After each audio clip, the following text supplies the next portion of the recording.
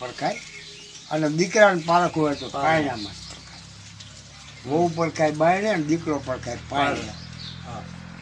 એટલે એનો મતલબ શું દાદા? એનો મતલબ ઈ કે પેલા આપણે ઉમરાવાળા ઘર હતા. હા આપણે જયારે ઓસરી ટપી જાવ પણ રૂમ આવે ને, રૂમમાં ઉમરા હોય લાકડાના, બાર નીચે હોય, આપણું આવડું ઊંચું હોય.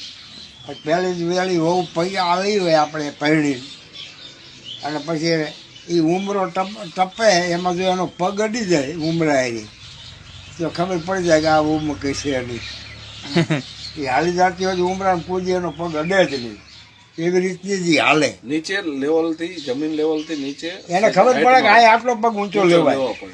ઠેબુ નો આવે.